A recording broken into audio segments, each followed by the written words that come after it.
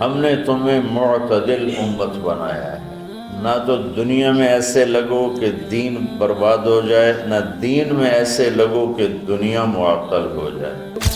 ایک دنیا کی ہوس میں بہت آگے چلے گئے، ایک دنیا بیزاری میں بہت آگے چلے گئے، تو اللہ نے دونوں کو ایسے رد کر کے فرمایا وَكَذَلِكَ جَعَلْنَاكُمْ أُمَّةً وَسَطًا، تو ہم امت واسطہ ہیں۔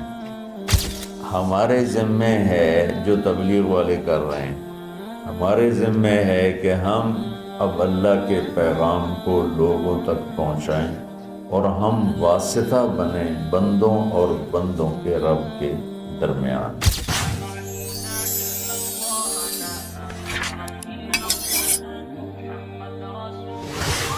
اللہ تعالیٰ فرماتے ہیں کہ ہم نے تمہیں امت معتدل بنایا، وسطا۔ ایک ترجمہ اس کا امام طبری نے کیا ہے، جو ہمارے تبلیغ والوں کے لیے بڑا، بلکہ پوری امت کے لیے، صرف تبلیغ والوں کے لیے کیوں، پوری امت کے لیے وہ ایک پیغام ہے کہ انہوں نے ایک ترجمہ یہ کیا ہے کہ ہم نے تمہیں امت واسطہ بنایا۔ دو چیزوں کو ملانے کے لیے درمیان میں جو چیز ہوتی ہے اس کو واسطہ کہتے ہیں۔ جیسے یہ مائک میرے اور آپ کے درمیان، جو بھی آگے سن رہے ہیں، واسطہ ہے۔ یہ دو چیزوں کو ملا رہا ہے، مجھے اور آپ کو ملا رہا ہے آواز کو بلند کر کے۔ تو امام طبری نے اس کا ترجمہ، ایک ترجمہ یہ کیا ہے، یہ بھی کیا ہے امت معتدل بنایا ہے۔ یہ تو تمام مفسرین نے اس کا یہ ترجمہ کیا۔ امام طبری نے ایک ترجمہ یہ کیا ہے کہ ہم نے تمہیں امت واسطہ بنایا ہے۔ جیسے پہلے انبیاء آتے تھے اور وہ واسطہ ہوتے تھے اللہ اور بندوں کے درمیان، کہ لوگ اللہ کو نہیں جانتے تو ایک نبی آتا ہے، رسول آتا ہے، وہ لوگوں کو اللہ کا تعارف کرواتا ہے اور اللہ سے ان کو ملا دیتا ہے، اللہ کے سامنے انہیں جھکا دیتا ہے اور انہیں صراط مستقیم پہ کھڑا کر دیتا ہے۔ اب ہمارے نبی پاک صلی اللہ علیہ وسلم کے بعد کوئی نبی نہیں آئے گا، تو لہٰذا اے امت محمد اب تم واسطہ ہو۔ ہمارے ذمہ ہے جو تبلیغ والے کر رہے ہیں، ہمارے ذمہ ہے کہ ہم اب اللہ کے پیغام کو لوگوں تک پہنچائیں اور ہم واسطہ بنیں بندوں اور بندوں کے رب کے درمیان۔ یہ بہت خوبصورت ترجمہ ہے۔ جتنی تفسیریں میں نے دیکھی اس میں مجھے سوائے طبری کے اور کہیں نہیں ملا، اور آپ کے شاید علم میں ہوگا کہ طبری پہلی تفسیر ہے جو امت میں لکھی گئی، ابن جریر طبری رحمۃ اللہ علیہ۔ تو اللہ تعالیٰ نے ہمیں امت واسطہ بنایا ہے، کوئی تبلیغ میں نہیں جا رہا یا جا رہا ہے، امت ہے تو ہم امت واسطہ ہیں۔ نماز سب پہ فرض ہے، بہت تھوڑے سے لوگ پڑھتے ہیں، تو جو نہیں پڑھتے ان کی معافی تو کوئی نہیں۔ زکوٰۃ بہت تھوڑے لوگ دیتے ہیں، جو نہیں دیتے ان کو معاف تو نہیں۔ تو ایسے ہی میرے عزیزو، اللہ کا پیغام پہنچانا، اللہ سے لوگوں کو ملانے کی کوشش کرنا، یہ ساری امت کے ذمہ ہے۔ بہت تھوڑے سے لوگ کر رہے ہیں، بے شمار امت ہے جو بھول چکی ہے، اور بھولنا بھی بھول چکے ہیں۔ مدت ہوئی صیاد نے چھوڑا بھی تو کیا، تاب پرواز نہیں راہ چمن یاد نہیں۔ مجھے یہ شعر بڑا فٹ آتا ہے کہ شکاری چھوٹے سے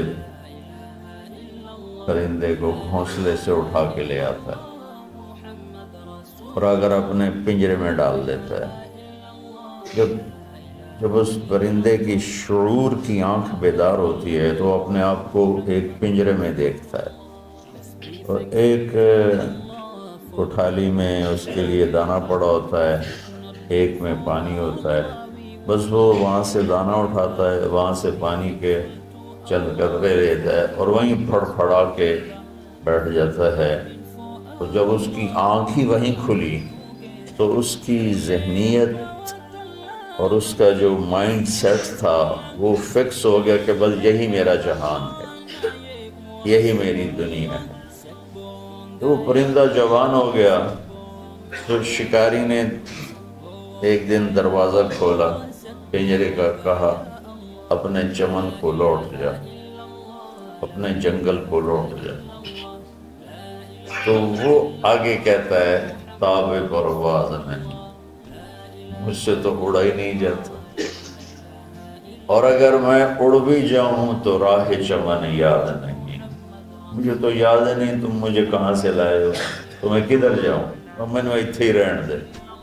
تو اس وقت امت محمد صلی اللہ علیہ وسلم دکانوں کے پنجرے میں، فیکٹریوں کے پنجرے میں، ملوں کے پنجرے میں، زراعت کے پنجرے میں، کاروبار زندگی کے پنجرے میں ایسی بند ہوئی ہے، بس صبح گھر سے اپنے کام پر، کام سے گھر پر، گھر سے دکان پر، دکان سے گھر پر، یہ سارا ماحول ہے۔ اب جب انہیں کہتے ہیں کہ بھائی تمہیں اپنے چمن کو لوٹو، تمہیں تو دنیا میں اللہ کا پیغام سنانا ہے، تو کہتے ہیں تاب پرواز نہیں، راہ چمن یاد نہیں۔ تو آج جو میں تھوڑی بات کرنا چاہتا ہوں وہ دوسرے معنی پر ہے، وَكَذَلِكَ جَعَلْنَاكُمْ أُمَّةً وَسَطًا، ہم نے تمہیں امت معتدل، درمیان والی امت بنائی۔ اچھا، یہ جو آیات کی نمبرنگ ہوئی ہے یہ بہت بعد میں ہوئی ہے، اللہ کے نبی کے دور میں یہ آیات کو نمبر نہیں لگے ہوئے تھے، اور اس طرح ایک ایک آیت الگ نہیں کی گئی تھی۔ بعد کے علماء نے اپنی محنت کوشش سے یہ آیات کا عدد تعداد مقرر کیا۔ سورہ بقرہ کی 286 آیات ہیں۔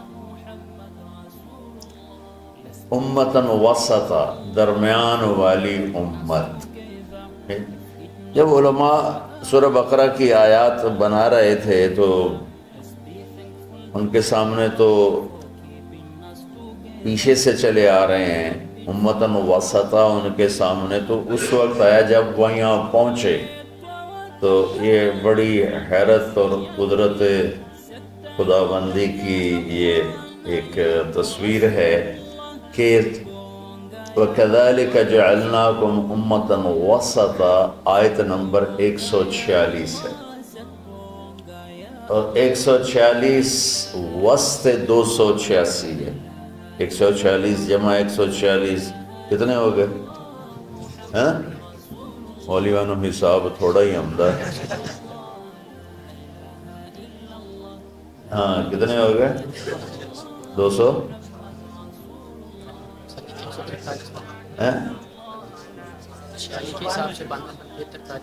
نہیں، پھر اب یہ آیت نمبر 143 ہے۔ اب میرا ذہن ہی سویا ہوا ہے، میں کیا آگے، یہ آیت نمبر 143 ہے، 146 نہیں 143 ہے۔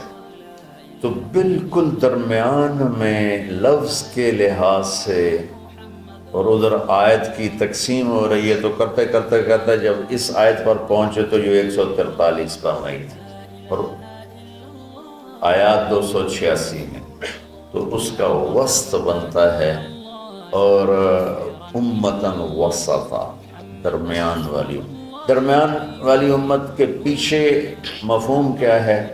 یہودی بہت زیادہ حرص و ہوس کا شکار ہوئے دنیا کے لیے، عیسائی رہبانیت میں ایسے دنیا ترک دنیا رہبانیۃ ابتدعوها ما کتبنا علیہم۔ اللہ تعالیٰ نے کہا انہوں نے خود ہی شروع کیا، میں نے تو کہا نہیں تھا۔ تو تھوڑا پیچھے چلے جائیں تو عیسائیوں میں نہانا بھی گناہ تھا، میلا کچیلا رہنا بزرگی تھی، بو آ رہی ہو، کپڑے گندے میلے، زبردستی اپنے اوپر اس قسم کے مجاہدے ڈالنا، تو ان کا رہبانیۃ ابتدعوها ما کتبنا علیہم، میں تو اسی آپ پہ شروع کی تھی، میں تو نہیں تو واقعہ۔ جب اسپین پہ قبضہ ہوا عیسائیوں کا تو سب سے پہلے جو انہوں نے کام کیا، سارے ملک میں جتنے تھے حمام غسل خانے وہ سارے گرا دیے۔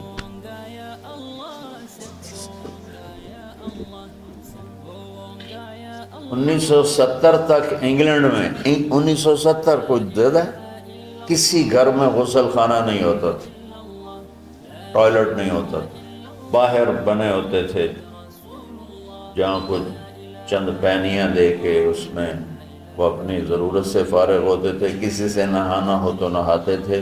جب نئی جدید تعلیم آئی تو پھر یہ ان کے اندر تبدیلی آئی، ورنہ گندے رہنا، میلے کچلے رہنا، شادی نہیں کرنی، دنیا سے بیزاری کے مختلف طریقے، اپنے آپ کو تکلیف دینا، یہ بزرگی کی شان سمجھا جاتا تھا۔ تو اسپین پہ جب قبضہ ہوا عیسائیوں کا تو سب سے پہلے انہوں نے 2 کام کیے، ایک سارے غسل خانے حمام توڑ دیے، اور جتنے کتب خانے تھے سارے جلا دیے۔ لاکھوں کتابوں کے ذخیرے تھے اسپین میں علماء کے، علامہ قرطبی جیسے، ابن عربی جیسے جہاں پیدا ہوئے ہوں، بقی ابن مخلد جیسے جہاں پیدا ہوئے ہوں، ان کا میں وہ قرطبہ کی جامع مسجد دیکھنے گیا تو بس میری آنکھ نہیں میرا دل رو رہا تھا، دل کے آنسو نکل رہے تھے کہ وہ مسجد جس میں 700 سال قال اللہ وقال الرسول چلتا رہا، وہاں درمیان میں گرجا بنا ہوا تھا اور بت ہی بت ہر طرف رکھے ہوئے تھے، اور ایک بہت بڑی تصویر لگی ہوئی تھی جس میں ابو عبداللہ جو آخری بادشاہ تھا غرناطہ کا، وہ فرڈینینڈ جس نے غرناطہ فتح کیا اس کو چابیاں پیش کر رہا تھا، اور اس کی بیوی ملکہ ازابیلا اور فرڈینینڈ یہ دونوں ایسے کھڑے ہیں، اور ابو عبداللہ وہ تصوراتی خاکہ تھا، وہ یوں غرناطہ شہر کی چابیاں پیش کر رہا ہے، یعنی بہت ہائی لائٹ کر کے بہت بڑی تصویر لگائی ہوئی تھی۔